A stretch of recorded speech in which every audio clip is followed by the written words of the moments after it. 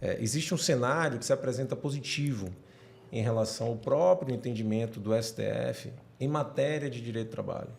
Então, quando você fala em pejotização, por exemplo, antigamente pejotização era interpretada da forma mais pejorativa possível. Pejotização era sinônimo de fraude, até pelos tribunais do trabalho e pelo próprio TST. Quando se reconhecia um vínculo de um empresário que foi contratado através da sua pessoa jurídica, o termo utilizado era, para identificar a fraude, pejotização. Esse cenário mudou. Felizmente, o STF, numa posição mais liberal, diante de decisões importantes que reconheceram a legitimidade da terceirização da atividade fim. Então, mudou o entendimento e propiciou que, em algumas situações específicas, é permitido a contratação através de PJ. Né? Nós temos hoje uma série de decisões desfavoráveis na Justiça do Trabalho que nós conseguimos reverter em sede do STF, através de reclamações constitucionais. Então, justamente, a partir desse entendimento, hoje mais consolidado no STF, que se mostra mais liberal do que o próprio TST em alguns temas em matéria trabalhista, e isso pode, claro, favorecer um empresário.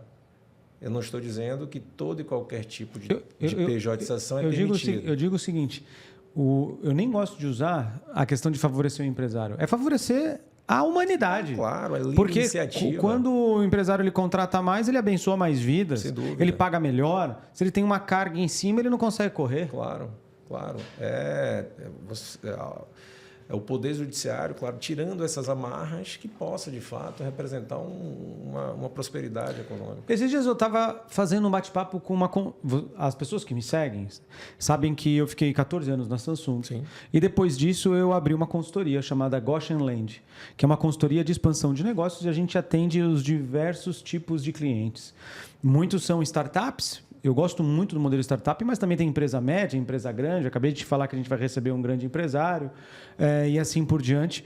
E aí eu estava conversando com uma consultoria que é concorrente à minha. Estava conversando com o dono, batendo um papo. Ele falou assim, acima de 14 mil reais, eu faço PJ. Abaixo de 14 mil reais, CLT.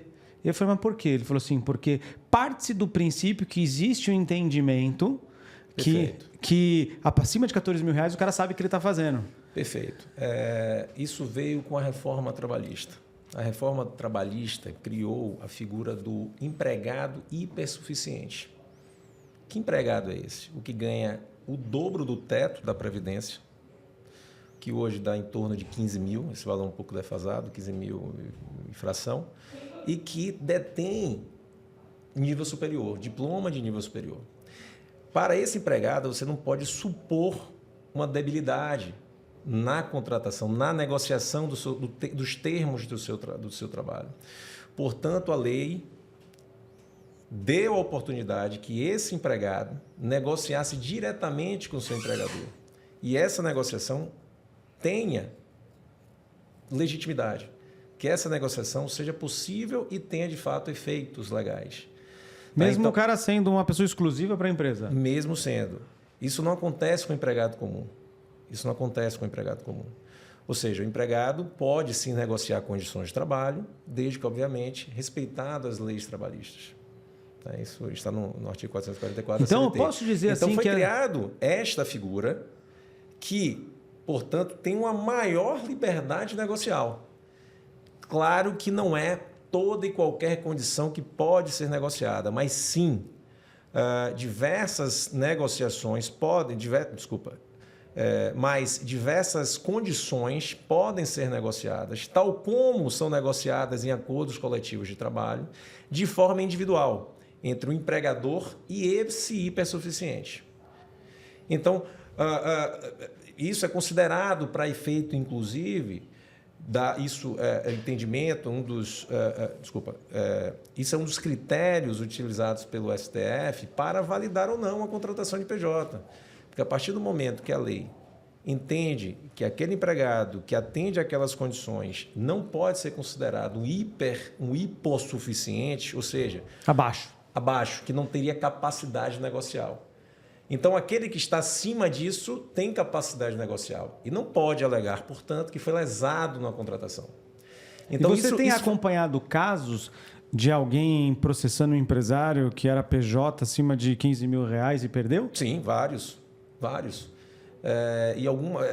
Tem alguns requisitos. Por exemplo, o STF diz, se for uma profissão regulamentada e se este cara tiver, claro, um contrato formal e, além disso, ele for hipersuficiente, exatamente o conceito que você trouxe, há grandes chances, claro, que tem que ser avaliado o cotidiano dele. Tem que ver se, de fato, aquele cara tinha um nível de autonomia.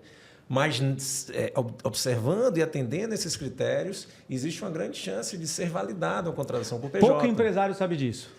Poucos empresários sabem disso. Pouco empresário ainda ele acaba contratando pessoas menos qualificadas. O que a gente vê na prática é que aquele empresário que vai para PJ, às vezes já está desesperado. Ali é a última opção do empresário.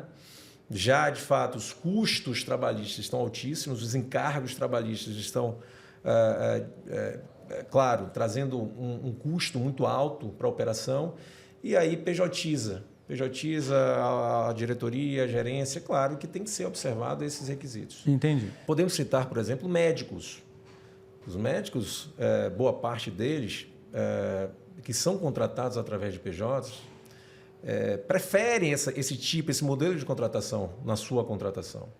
E se beneficiam desse modelo por anos, ganhando, muitas vezes, valores vultosos. E, vez ou outra, ingressam com ações trabalhistas pedindo o reconhecimento de vínculo. Quer dizer, isso é um contrassenso. Felizmente, repito, não só o TST, mas, sobretudo, o STF, tem sido muito rigoroso nessa análise.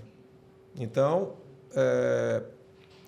diversas ações estão correndo no STF e que reformam as decisões, caçam as decisões que foram proferidas na Justiça do Trabalho, reconhecendo o vínculo. Então, quer dizer, o cenário é muito melhor do que já foi um dia. Boa. Isso é uma sinalização muito positiva para os empresários.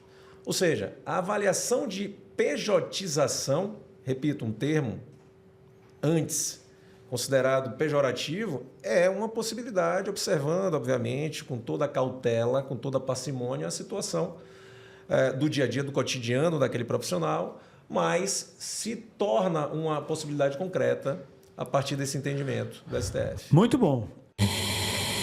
We choose to go to the moon in this decade and do the other thing. 7, 6, 5, 4, 3,